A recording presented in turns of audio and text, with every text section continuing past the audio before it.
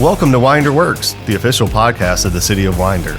Join us today as we go behind the scenes to learn from the people, projects, and progress shaping our community. Now, let's get ready to dive into the initiatives that make Winder a great place to live, work, and visit.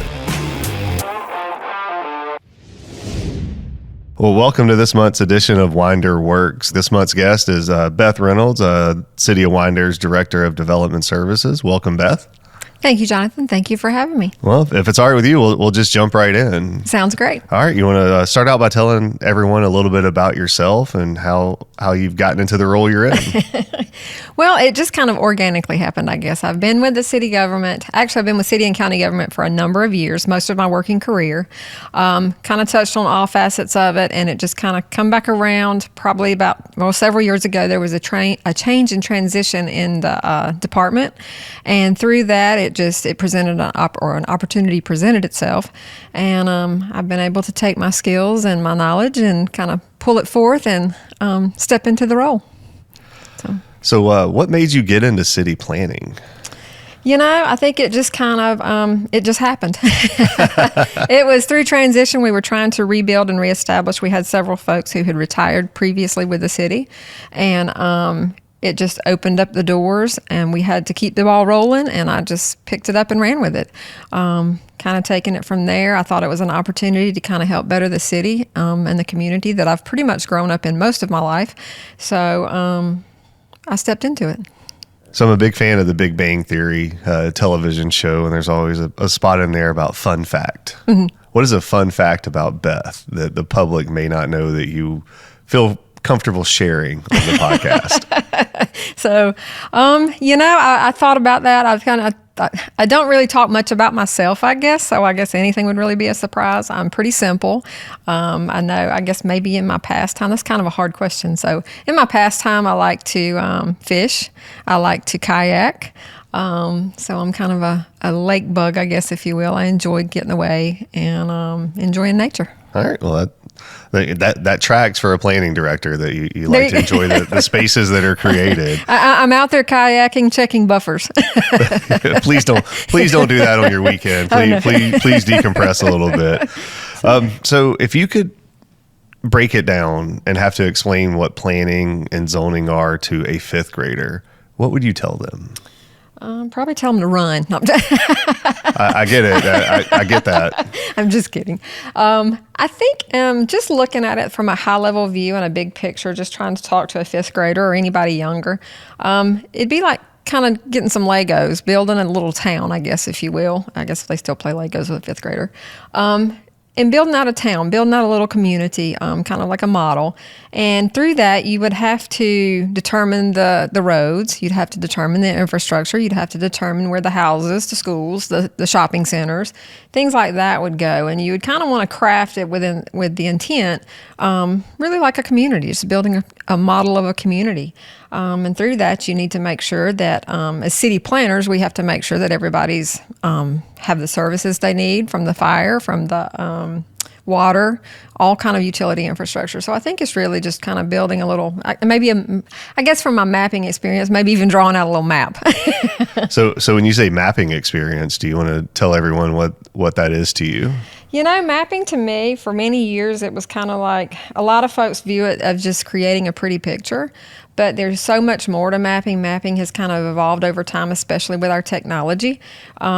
We have taken it on to map a lot of our infrastructure, a lot of our zoning, things like that. That's very important to kind of map out what you have and know what you have as a city. So that's something that's really important to me, to offer that information, to have a lot of that information in our toolbox, I guess, if you will. No, that's good. And I think that's something the public may not know that we do, or most governments do, is we have maps of everything, wherever utility lines may be, wherever the zoning may be. That's right. What properties are used for. So what would be I'm doing air quotes that people can't see. What is the coolest map that you've ever created that you think somebody would go, wow, we could do that? Yes. And it's funny, and I guess some people would get a thrill out of it. There are actually folks who do it. Probably the one I've enjoyed the most is the cemetery map. We've actually GPSed and collected all of our information in our cemetery. And it's really interesting. We've had people visit us from out of town who did it. This is actually a hobby of theirs. And they go through, they visit cemeteries. They follow the history, and it's really kind of interesting. You learn through that. You can, looking at headstones, you can see a history of the family. You can almost put the family together in your mind. But a lot of folks has really expressed interest in that information, even over and above our zoning or our infrastructure. So I find that rather interesting. I don't think I was expecting the cemetery to come into this conversation, but I'm glad that it did. It just shows the diversity of what you all do as a department. That's right. So if you could just kind of put it out there, we know that everyone has their opinions of government. Everybody right. forms that opinion, whether good, bad, true or false. So if you could kind of explain a common misconception that Winder residents may have about just the development services or planning department, how would you address that? I think the biggest misconception for me is really essentially, like I think you had mentioned it one day, and you coined it perfectly. We are really the office of no.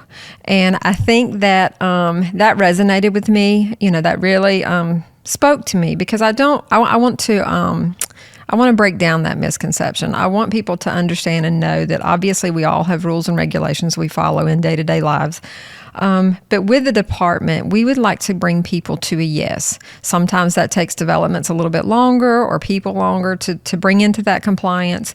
But for the most part, we're not here to be that red tape, if you will. We're here to help people, walk them through the process. It's kind of like paying taxes. Nobody likes to pay taxes, but we have to.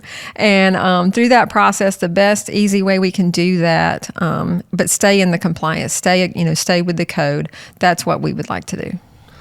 And I think that's a great answer. And I think that you guys have a tough job.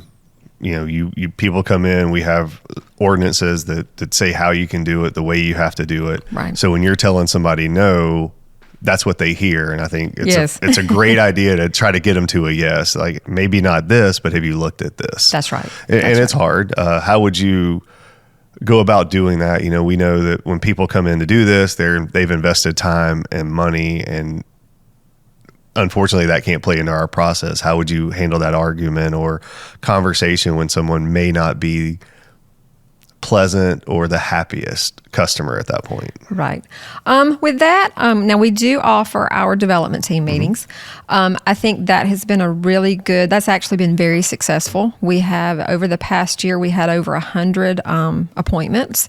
Those are by appointment. However, they're open to the citizens, open to developers. Anybody who is kicking around an idea, wants to develop whatever they want to do, they can come before the team. The team consists of all the departments that are part of the review process, go through their application, and potentially that's the departments who could say the no or the whatever. So we walk them through it. Through those conversations, we do offer, it's very informal. It's not anything that's very concrete. However, we do, let them know ahead of time what they're up against in the code, if there's any things that are, red hot topics. But it gives them opportunity to kind of go through, revisit, get their design professional to look at it maybe through a separate lens if it's something that's not going to work. We do, talking about the folks who are dissatisfied, we do get a number of people coming in not happy. And we try to work with those folks. We try to explain, sit down, have meetings, just have a face-to-face conversation, walk through what it is that's the problem. If we see repetitive issues or things that come up against code, that's something that we carry up to council and just express, citizens' concerns. Hey, this code here is not really working well for folks. We're having a lot of folks against it, or it's not working well. So, and that's when we seek council direction to see if that's something we could consider a change. So that kind of goes into the next question, and it is not everybody's most pleasant conversation. You guys have code enforcement in your department. And how do you handle that? How do you explain that to a citizen as to what the benefit of code enforcement is and what we need to address with those things and how that benefits a community? Because we will all admit there is a negative stigma to code enforcement, and right or wrong, it's for a benefit of of the community. How would you That's right. explain that to someone? Code enforcement, there again, it has the nasty word in there, enforcement. Right. So, and it's sometimes people don't like being told the no, or you have to fix or whatever. I think at the end of the day, there's a number of factors that play. If you look at the big picture, I believe our council is something important to our mayor and council is a clean, vibrant community, a safe community. So to that point, code enforcement is really there to back that up, whether it's blighted properties, things that are happening that shouldn't be, it's their enforcement. It's just a mechanism and a tool for our citizens to report those items. I would even like to see go further as far as our citizens, maybe, in community events. Maybe it could be community events. Maybe it could be neighborhood events and cleanup, in cleaning up towns, or cleaning up the community, cleaning up town, cleaning up businesses. That's essentially at the end of the day what we're all striving for, to have a safe, vibrant, walkable, livable community. And it's just that enforcement mechanism, I think, that has that negative connotation. I understand. Again, I think I encourage people to report things when there appears to be a problem or a concern. That way they're headed off at the pass. We can address those on the front end. But we do have a great code enforcement. I know that she gets put into in tough situations at times, but I think at the end of the day, I think what we're striving for is we all have the same goal, citizens and the city. Yep. So would you say that compliance is the main goal over taking someone to court? Yes, most definitely. I believe that the city is not looking at it as a tool to make money or to cause heartache. I think at the end of the day, our goal is to step back, look at the bigger picture with the complainant as well as the complaint, and see if we can get resolution to that. I think compliance and safety and even aesthetically, Right. beefing up the town is much more important. No, I agree. I think abatement is always going to be the goal, and it's never going to be a money-making That's right. department. And if it is, we all need to have another conversation. That's right. We need to pack our toys and go home. So kind of goes into that planning and zoning. That kind of shapes a community, literally shapes a community. That's right. How would you tell somebody, the good of doing that? What you guys are able to do to shape the day-to-day vision that somebody sees visually, right, for the city of Winder? And I think that comes through. We just recently in the past year or two passed our comprehensive plan, and the comprehensive plan is really a fluid document that kind of sets our goals going forward. And then, of course, we have our code that's supposed to be supportive as well to back that up. That's when we have that opportunity to reach out. Citizens are always welcome. We're always receptive to their input regardless. But at that time, I know we had several open houses. Folks come in, give their input. We had stakeholders from the community. They have things they want to see. They want to see, the nice eating places. They want to see the nice neighborhood developments. The thing is, I think we're in a season, as the city is, of exponential growth, not just simple growth. It's exponential. I think that can be challenging from the perspective of the city. So I think that planning and zoning allows you to craft your code to where you really can't tell certain specific folks they can or can't come to town, but it does lay out the idea of, yes, here's where we have restaurants, here's where we're going to have schools, here's where we're going to, that's really the design behind the zoning. So I think it's a good tool we have to help address growth and address it comfortably. Well, you keep the questions very easy because I can just flow into the next one. Uh-huh. So how do you have a conversation with a resident? And this, I'm sure you can relate to this kind of question. Well, we have enough of this type of restaurant. Yes. We want this one. How do we make that happen? How do you stop that misconception that people have that we can make a certain type of business or restaurant come to town? That's right. That's, and that's a lot of times I think that is a misconception. I think folks think that we can actually identify certain favorite restaurants or shopping centers or department stores, whatever that looks like that they really want. Sometimes that would be nice because there's a few that I like as well. Right. I think we all would want something else. Yeah. But I think that that's not something that we as a government can really govern, if you will. I think that the code allows us to put into place certain zones that allow certain permitted uses. The council identifies those, what it is they would like to see. They hear that from their constituents. And that's kind of what we work towards. As far as actually saying, yes, we want this restaurant or that restaurant or whatever, we're not able to do that. So if a citizen came to you and said, okay, you're not able to do that, mm-hmm.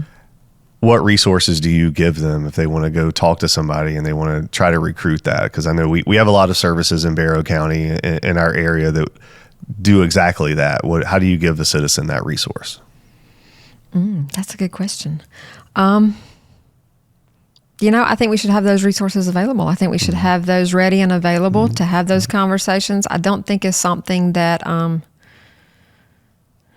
don't know. I'd have to think about that one. That's a tough question. Would you refer them to, say, the Chamber of Commerce or a development authority to be able to go out and do recruitment efforts that the city is not able to do? Yes, I think that would be a great idea. I think our chamber does a really good job with the businesses in town, and I think that our DDA does a great job as well.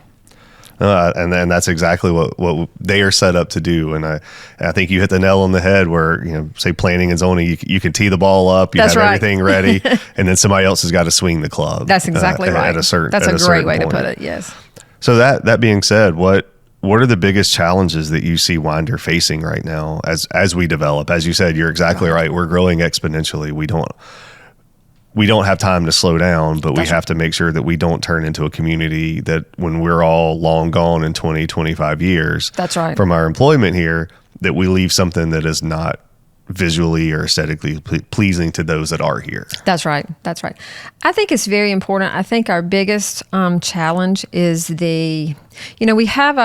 Winder has a small town feel. We're really at a crossroads. Although we are all in right now with our exponential growth, we're still kind of somewhat at that crossroad. You've got the folks who've been here most of their life. They love the small town feel. They love the small town community. Even the folks you got moving into town, they're moving here. You hear a lot of them say, we love the small town feel. That's why we want to be here.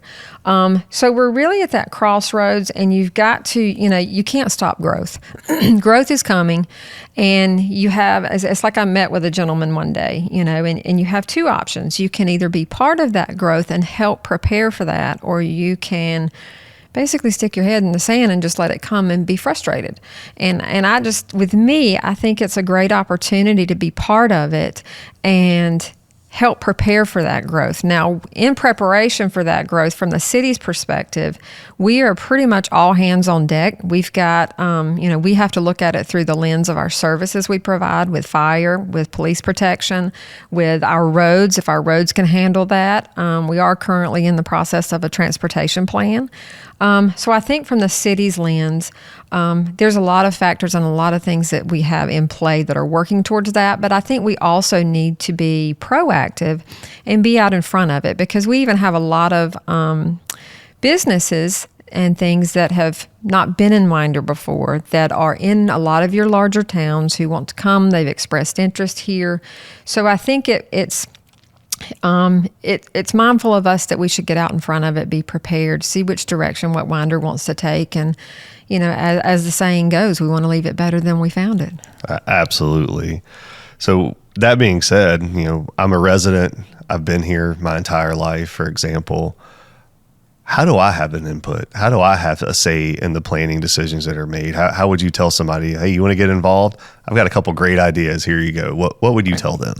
We actually have several tools for that.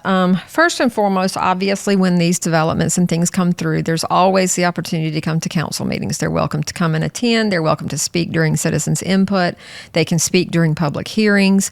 But even furthermore, we had our comprehensive plan. The comprehensive plan is usually looked at every 5 years.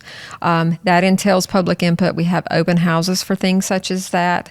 But we also have several boards that we have opened up. I know we've had discussions where we've allowed folks to apply and volunteer for our historic preservation, for our DDA, for all of the boards that play a part in that. So I think that's another opportunity. But of course, our doors always open as well. We like to have citizens. We seek their input. We seek their direction. So I think I think the city offers several opportunities for that. Excellent. So people may not know this about me. I'm a planner by trade. Mm-hmm. That's how I cut my teeth in government. And somebody asked me one day, why do we need planning? I said, well, do you want a Walmart next to your house? Right.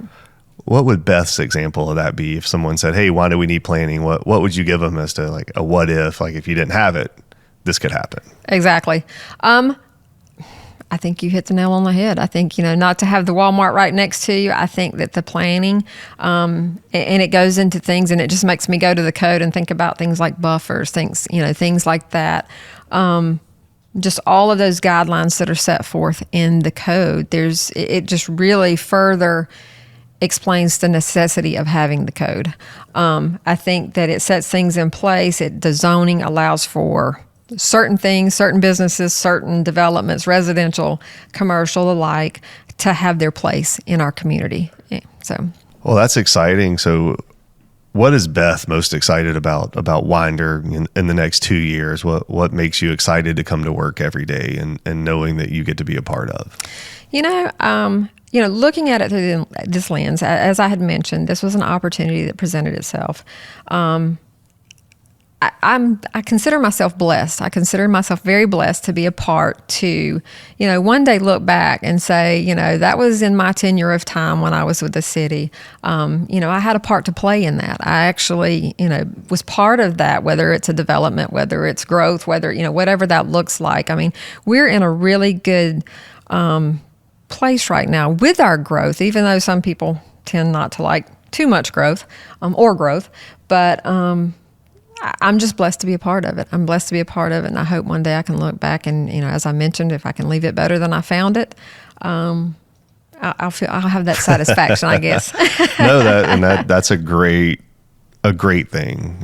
There's something to be said about knowing you had a hand in something that's right. that can be generationally beneficial. If someone wants to contact you after this podcast, what's the best way that someone could do that? We have got a great new website. It's very informative, very comprehensive. I spent a number of hours with our technology and communication folks. They did an outstanding job. You can actually go there to find any information. We have FAQs, our questions that we normally get. We've got all of our applications are now online. We've got our contact information. All of my contact information is there. I have a great team. I couldn't be where I am without my team. So they're always helpful. Their doors are open. But that's where you can find our contact information. It's www.cityofwinder.com, and it's the Planning and Development Services page. All right. Well, Beth, thank you very much. I appreciate you joining us on this edition of Winder Works, and we will sign off until next month. And I'm Jonathan Lynn, City Administrator. Thank you. Thank you for having me. All right. Thank you. Thanks for listening to Winder Works. We hope you enjoyed the show today. Stay informed by following the City of Winder on Facebook, Instagram, and YouTube. And make sure to visit www.cityofwinder.com to learn more about Winder, the City of Opportunity.